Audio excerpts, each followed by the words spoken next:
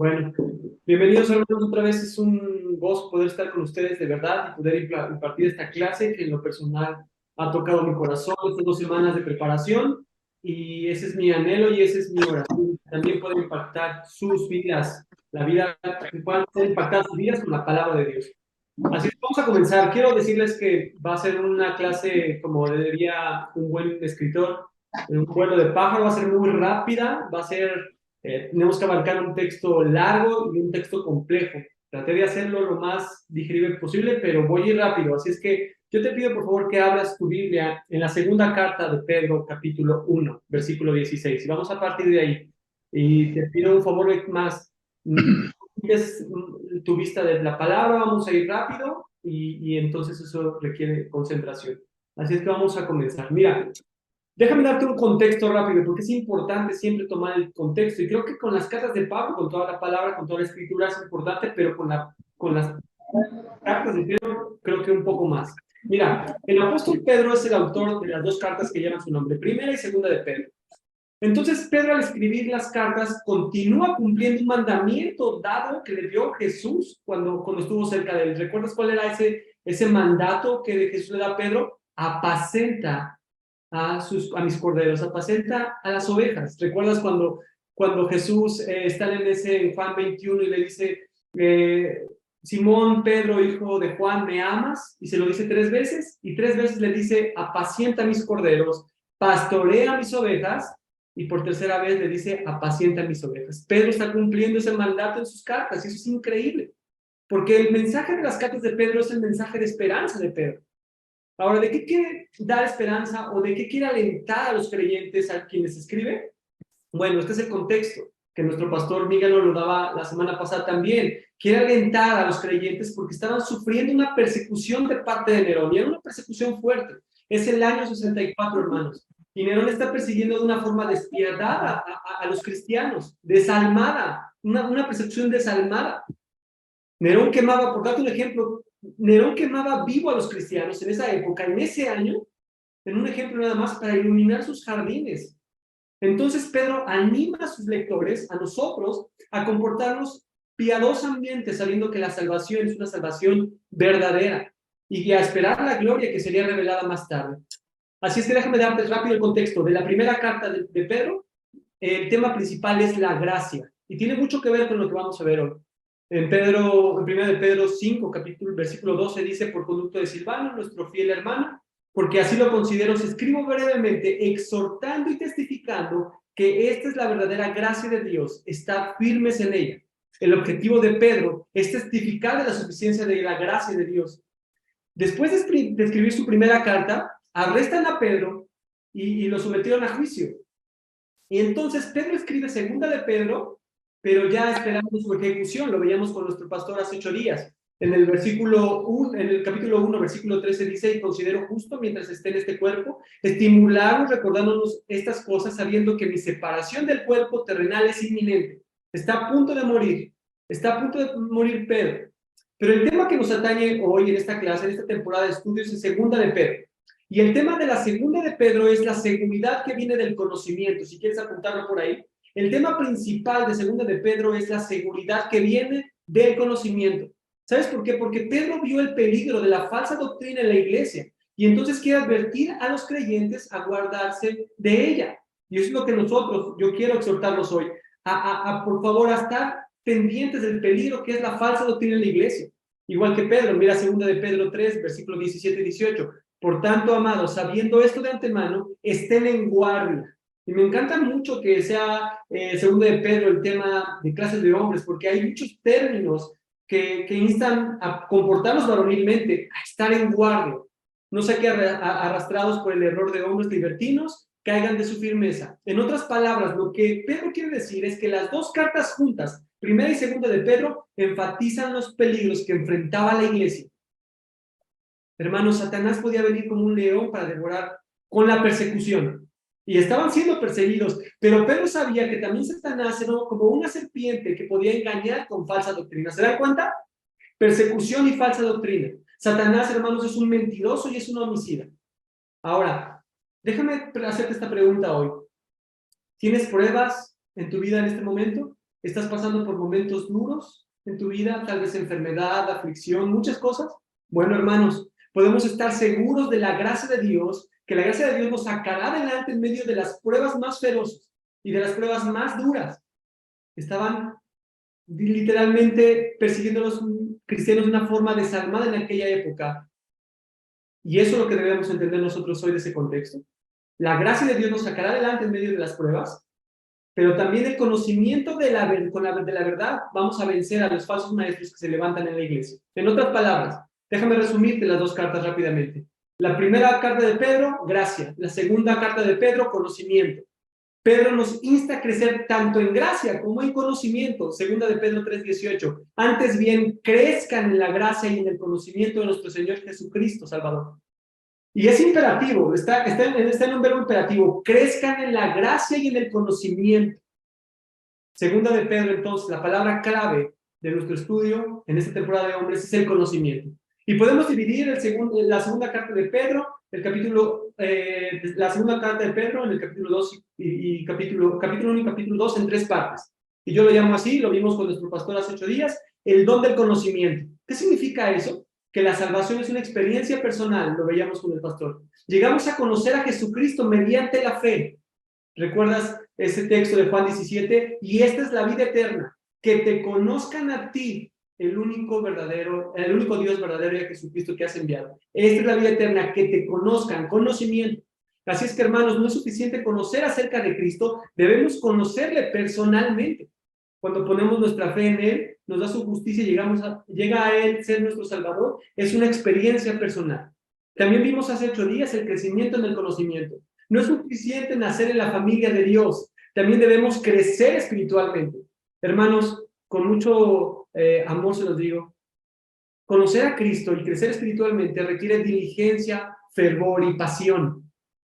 ¿Qué quiero decir? Un hombre perezoso y descuidado en el conocimiento de Dios no crece, no crece. Entonces Pedro hace una lista de características espirituales que deben verse en la vida del creyente. Lo vimos, cada virtud desarrolla la siguiente. Añadimos a la fe alabanza, y nosotros vemos que eso lo vimos con el pastor Miguel la semana pasada. La única manera de demostrar nuestra fe es teniendo una vida virtuosa. Luego a esa vida virtuosa le añadimos conocimiento, discernimiento moral. Debemos como hombres ser capaces de discernir. Después viene el dominio propio, después viene ese dominio propio, es la capacidad de soportar las pruebas, de todo lo que Pedro les está diciendo a los cristianos de aquella época y por implicación a nosotros. Y entonces empezamos a ver ciertas virtudes que son características de los cristianos. Y por último, Pablo señala el amor que envuelve todas las demás virtudes. Así que, hermanos, por lo general, déjame decirte algo, se puede reconocer cuando un cristiano no crece. Cuando un cristiano no crece, y déjame darte 3 características de un cristiano o de un hombre que no crece. Número 1, es ocioso. No trabajan para Cristo. Número 2, no tienen fruto. Es decir, tienen un escaso conocimiento de Cristo. Su vida no da fruto. Y número 3, que están ciegos. Les falta visión, les falta una perspectiva espiritual. De alguna forma lo podemos llamar como miopes espirituales. Pero detrás también, hermanos, de la falta de desarrollo espiritual, muchas veces tenemos una memoria muy pobre cuando no estamos creciendo debidamente. Se nos olvida lo que Dios ha hecho por nosotros mediante Cristo. De hecho, esto me recuerda a una escena que a mí me impacta mucho. En Lucas 12, cuando Jesucristo está siendo llevado al pretorio, dice el texto en el versículo 61 de Lucas 22, el Señor se volvió para mirar a Pedro. El Señor se detiene y voltea a ver a Pedro. Y entonces dice la palabra que Pedro recordó las palabras del Señor como se las había dicho. En ese momento, cuando Jesús mira a Pedro, Pedro recuerda todo lo que le había dicho acerca de su delegación. Y es muy importante que estemos recordando las cosas, y eso requiere diligencia, y requiere mucho esfuerzo en el conocimiento, en adquirir el conocimiento de la palabra de Dios. Así es que la segunda carta de Pedro nos dice, seamos diligentes, diligentes. Asegurémonos de verdad que estamos llevando fruto y que somos salvos. El texto que nos toca hoy, en persona a mí, es segunda de Pedro, del capítulo 1, versículo 16, al capítulo 2, versículo 18. Este es lo que vamos a estudiar hoy, donde Pedro quiere advertir a los creyentes el peligro de los falsos maestros dentro de la iglesia. Pedro quiere animar a los creyentes de aquella época, e insisto, por implicación a nosotros, a animarnos a desarrollar nuestra vida espiritual cristiana. Y nos está exhortando a permanecer alertas. ¿Saben por qué, hermanos? Y Pedro lo da. ¿Sabes por qué debemos permanecer alertas en el conocimiento y nos está exhortando Pablo? Porque Cristo viene otra vez. Tendemos a olvidar eso. Pedro nos lo está recordando aquí. Así es que ya vimos con el pastor Miguel el don del conocimiento, el crecimiento. Y número 2, el crecimiento en el conocimiento. Hoy vamos a ver la base del conocimiento. Así es que te invito a que mires tu Biblia en el versículo 16 del capítulo 1 de 2 de Pedro, si voy a dar lectura. Dice así la palabra de Dios. Porque cuando os dimos a conocer el poder y la venida de nuestro Señor Jesucristo, no seguimos fábulas ingeniosamente inventadas, sino que fuimos testigos oculares de su majestad. Pues cuando él recibió honor y gloria de Dios Padre, la majestuosa gloria le hizo esta declaración: este es mi Hijo amado, en quien me he complacido. Y nosotros mismos escuchamos esta declaración hecha desde el cielo, cuando estábamos con él en el Monte Santo. Pedro les está viendo algo con los creyentes. Tienen ciertas dudas. ¿Cómo pueden estar entonces seguros de que el mensaje de Pedro es la verdadera palabra de Dios? ¿Cómo podemos estar seguros, hermanos? Es una pregunta que también debemos hacer nosotros. Bueno, Pedro responde a esa cuestión, a esa pregunta, refiriéndose a su experiencia con Cristo en el monte de la transfiguración. Y eso es increíble. El mensaje del Evangelio no es una fábula inventada, hermanos, para engañar, o inventada por hombres para engañar a otros hombres. Pedro les está diciendo que el Evangelio se basa en la verdad de la muerte, la sepultura y la resurrección de Cristo. Y entonces Pedro se refiere, en 2 de Pedro del 16, versículo 6, estamos en el 18, a la venida de Cristo en gloria. Un acontecimiento que fue predicho en el monte de la transfiguración. Porque en el monte de la transfiguración, Cristo reveló su gloria, dice literalmente, y lo hará de la misma forma, hermanos, estemos seguros de ello, cuando regrese por segunda vez. Y tiene muchos símbolos, esa forma en la que Pedro vio la gloria de Dios en el monte de la transfiguración, por ejemplo. ¿Recuerdas que estaban dos hombres ahí, Moisés y Elías? Moisés y Elías representan ciertas cosas que son muy importantes. Por ejemplo, Moisés representa a los creyentes que murieron, pero que van a ser otra vez, murieron terrenalmente, pero van a ser levantados con la segunda venida de Cristo. Y también estaba Elías, y significa a esos creyentes que van a ser arrebatados cuando venga Cristo sin morir. Pero les está diciendo a los creyentes perseguidos de aquella época, les dice esto: tenemos la transfiguración de Cristo para asegurarnos de que el reino vendrá. Pero también tenemos la palabra segura de la profecía que se ha verificado en la transfiguración. Segunda de Pedro 1, versículos 16 y 18. Hermanos, esto tiene una nota aquí teológica que quiero mencionarles. Los cristianos no debemos espiritualizar las profecías del Antiguo Testamento y aplicarlas a la iglesia. Debemos interpretarlas literalmente, así como lo hacemos con el Nuevo Testamento, porque Dios lo va a cumplir algún día. En el verso 19 dice: así tenemos la palabra profética más segura, a la cual ustedes hacen bien prestar atención, como una lámpara que brilla en el lugar oscuro hasta que el día despunte y el lucero de la mañana aparezca en sus corazones. Pedro está comparando en este verso la palabra profética a una luz que brilla en un lugar oscuro. Y la palabra ahí oscuro es un lugar vil. El mundo para Pedro era una mazmorra oscura y lúgubre, perdón. Pero la palabra de Dios es la única luz confiable, hermanos, que tenemos en este mundo. Es la única luz confiable. Debemos prestar atención a esta palabra y no apoyarnos en las ideas de los hombres. Lo vamos a ver más adelante. Versículo 20, hermanos. Pero ante todo, sepan esto, que ninguna profecía de la Escritura es asunto de interpretación personal, pues ninguna profecía fue dada jamás por un acto de voluntad humana, sino que hombres inspirados por el Espíritu Santo hablaron de parte de Dios. Pedro no está enseñando que sea incorrecto que los cristianos lean e interpreten la Biblia. Eso lo enseñan en otras religiones. Tú no puedes interpretar la Biblia. Solamente hombres capaces, no. Pedro nos está diciendo que se nos ha dado la palabra de Dios para que la leamos, la obedezcamos y la demos a otro, la enseñemos a otro. La palabra ahí privada significa por sí mismos. ¿Qué significa esto? Y nuestro pastor Josué nos lo ha enseñado mucho. Ningún pasaje de las Escrituras debe interpretarse por sí mismo. O sea, separado del resto de la palabra de Dios o del Espíritu Santo que lo dio. Es una sola idea y no podemos interpretar un pasaje separado de todo el contexto bíblico en general. Así es que nosotros podemos saber que la profecía no vino por voluntad de hombres, de modo que la mente natural, hermanos, no la puede interpretar. El Espíritu dio la palabra Y escucha esto, el Espíritu debe enseñarnos la palabra. Debemos orar antes de comenzar a leer la palabra. Debemos, en medio, cuando no tengamos, orar al Espíritu Santo y terminando, orar en dependencia del Espíritu Santo. ¿Recuerdas Juan 14:26? Pero el Consolador, el Espíritu Santo, a quien el Padre enviará en mi nombre, Él les va a enseñar todas las cosas y os hará recordar todo lo que les he dicho. Demos gracias a Dios porque nuestra Biblia es una Biblia segura. Podemos confiar en ella porque Dios nos la ha dado. Vamos al capítulo 2, hermanos. El capítulo 2 es un capítulo complejo, así es que vamos a tratar de hacerlo un poco más digerible.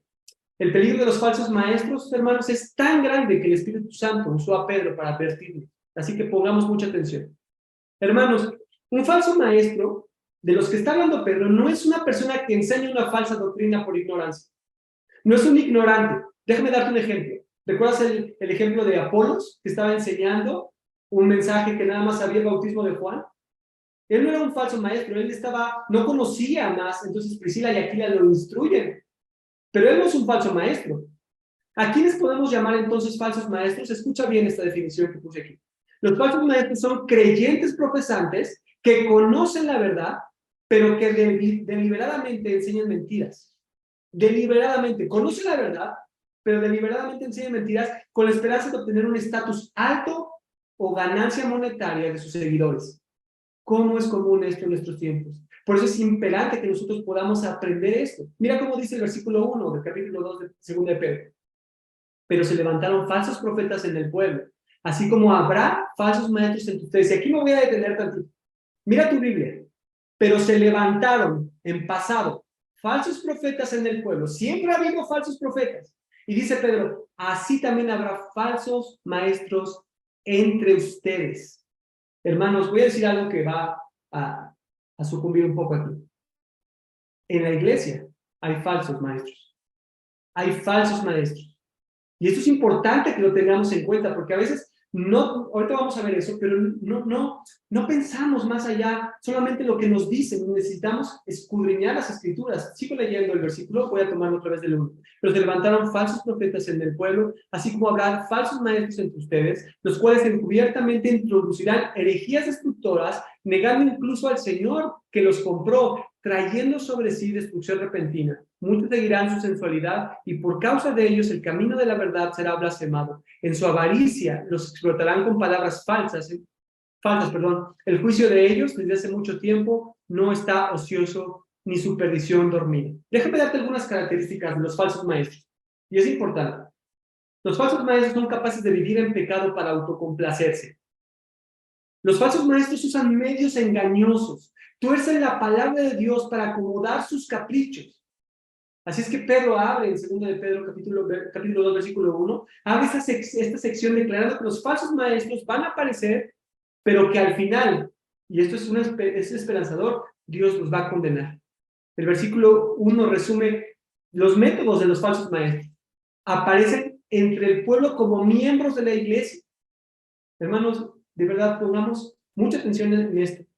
Van a aparecer como miembros de la iglesia.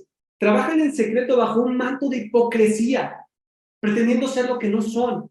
Traen falsa enseñanza junto con la verdadera. Y entonces reemplazan la verdad con sus mentiras. Sus vidas niegan lo que sus labios enseñan.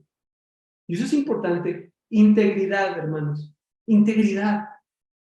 Evaluemos todas las palabras que nos dicen bajo la integridad de quien nos lo dice.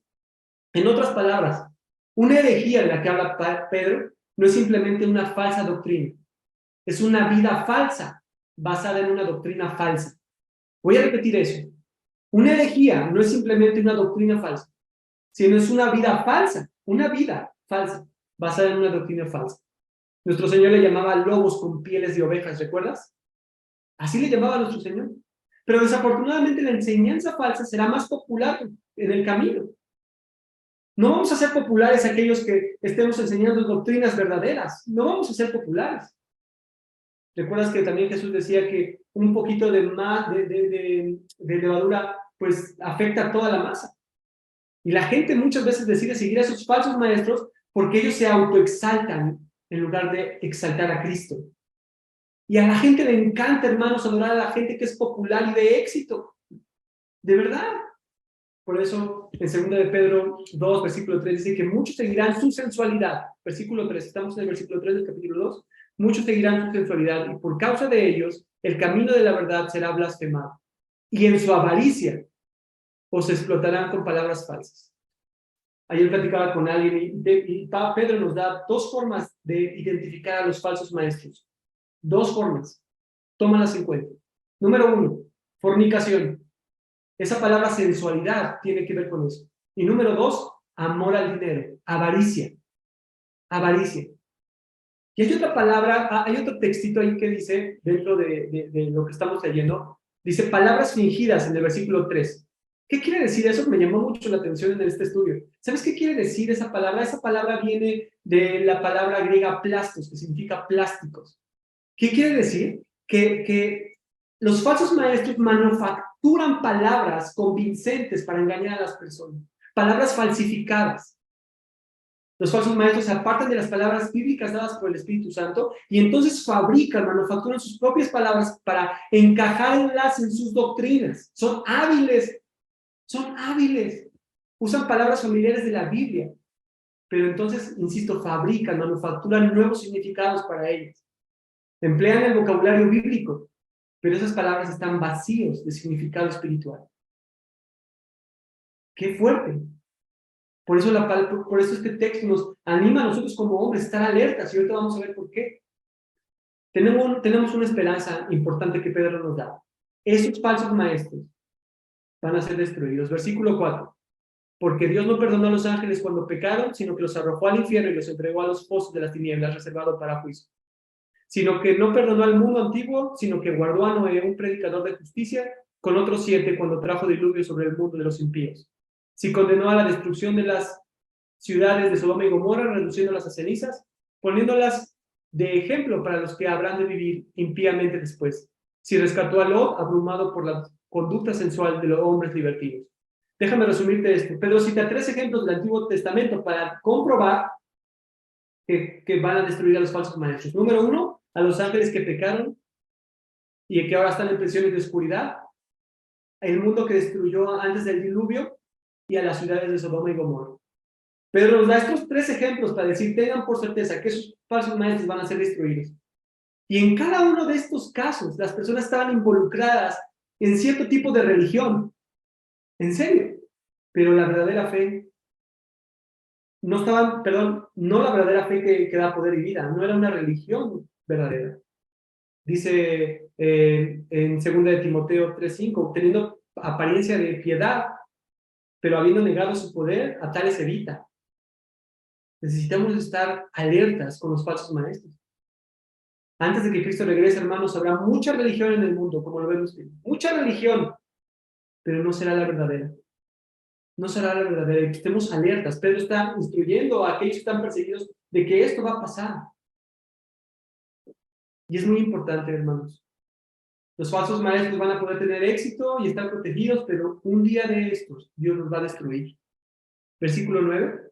El Señor entonces sabe rescatar de tentación a los piadosos y reservar a los injustos bajo castigo para el día de juicio. Y es muy importante. Déjame para terminar. Por último, el carácter de los falsos maestros. El carácter de los falsos maestros. Número 1, son orgullosos. Mira el versículo 10. Especialmente a los que andan tras las carnes de sus deseos corrompidos y desprecian la autoridad. Atrevidos y obstinados, no tiemblan cuando blasfeman de las majestades angelicales, cuando los ángeles son mayores en fuerza y en potencia. No pronuncian juicio, injuriosos contra ellos delante del Señor. Son orgullosos. ¿Saben por qué, hermanos? Dice el texto. Porque detestan la autoridad de Dios. Los falsos maestros quieren gobernar las cosas a su manera y rechazan el orden de Dios. Déjame ponerte un ejemplo.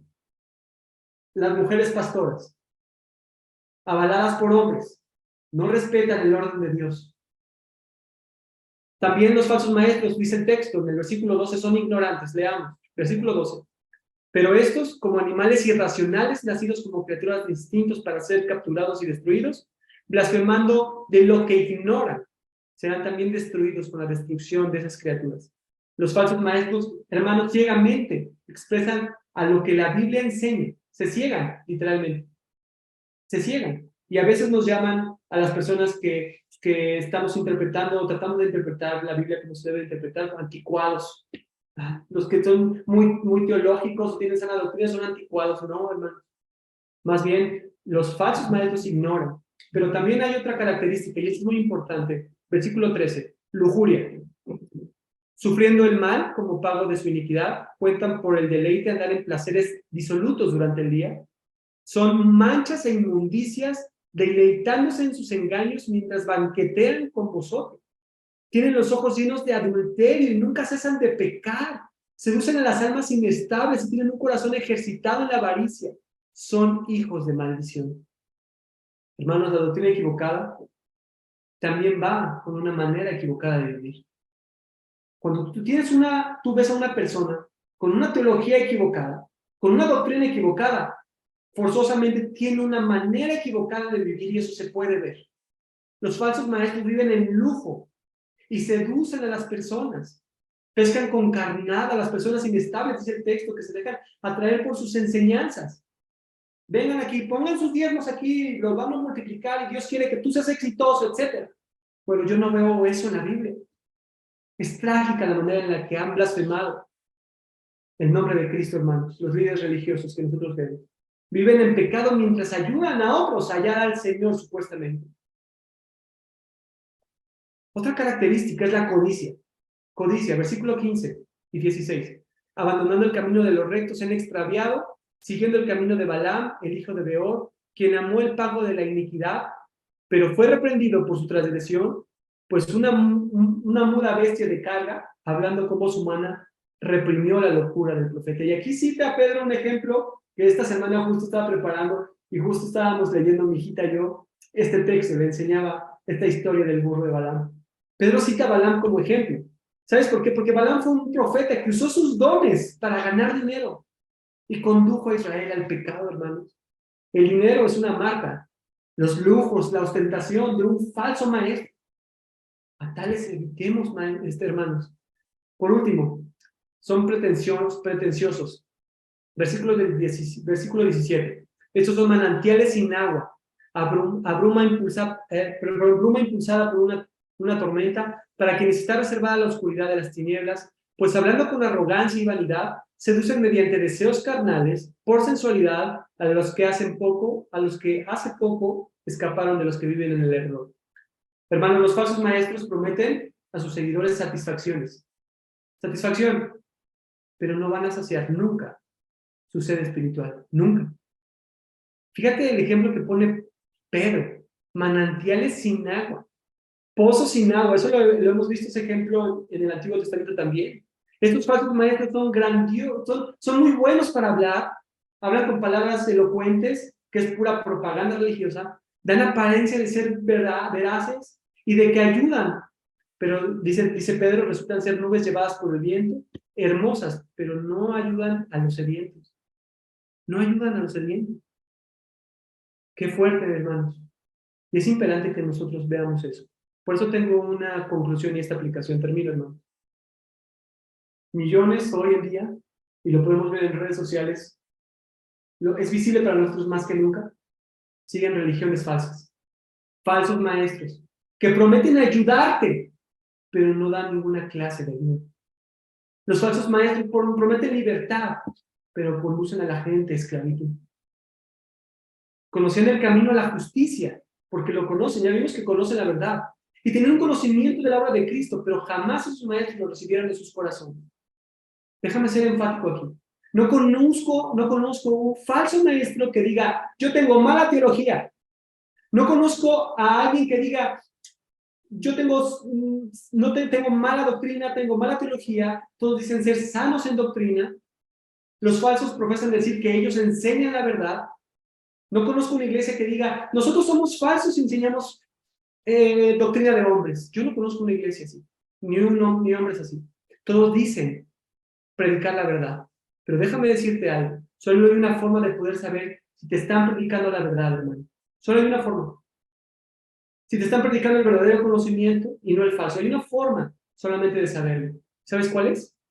Que tú mismo, hermano, conozcas la palabra de Dios. Por ti mismo. y que la puedas analizar y que puedas analizar todo lo que te dicen bajo las escrituras. No hay otra forma.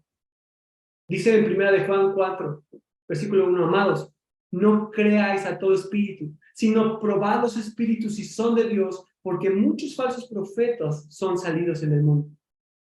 Es importante, y el apóstol Pablo dice en 1 Tesalonicenses 5:21, antes bien examinarlo todo cuidadosamente y retengan lo bueno.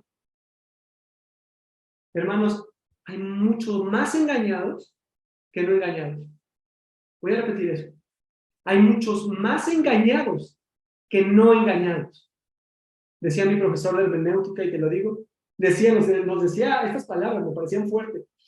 Hermanos, no apaguen la mente en los sermones, no traguen todo, filtren todos sus pensamientos con la palabra de Dios. ¿Sabes por qué, hermano? Porque tú aquí, de alguna forma, eres pastor de tu casa. Y algunos somos pastores, o seremos pastores, o líderes en la iglesia. Y si nuestra labor es proteger y proveer a nuestras esposas, a nuestros hijos, no solamente proveamos dinero o protejamos sus cuerpos de los ladrones que llegan, proveamos a sus vidas conocimiento en el temor de Dios y protejámonos de los que seguramente quieren engañarnos con fábulas inventadas, como el apóstol Pedro lo menciona. Y para eso necesitas tú conocer la palabra de Dios, tú meditar en ella, para que tú puedas discernir lo que es verdad de lo que parece verdad. Por último, hermanos, déjame decirte este llamado. Si Dios ha redarguido de pecado en tu vida, si tú probablemente estás siendo descuidado al estudio de la palabra de Dios, si estás siendo ocioso o perezoso, te pido que vengas en arrepentimiento. Señor, perdóname. He descuidado mi vida de oración, he descuidado mi devocional, he descuidado iglesia en casa, no he instruido a mis hijos, porque no sé, pero quiero aprender. Ayúdame, Espíritu Santo, a poder tener un conocimiento que pueda discernir entre la verdad de lo que parece verdad, de la verdad de la mentira. Y roguemos a Dios por misericordia y perdón. Porque Jesucristo también llevó esos pecados de omisión, de ser perezosos, también nos llevó en la cruz, para que podamos ser limpios de esos pecados y poder continuar. Así es que oremos al Espíritu Santo para que te ayude y para que nos ayude y nos enseñe a lo que debemos aprender, pero todo en dependencia de Él. En dependencia del Espíritu Santo podemos salir victoriosos y recibir el conocimiento que nos va a llevar a darle gloria a Dios. Que Dios guarde su palabra.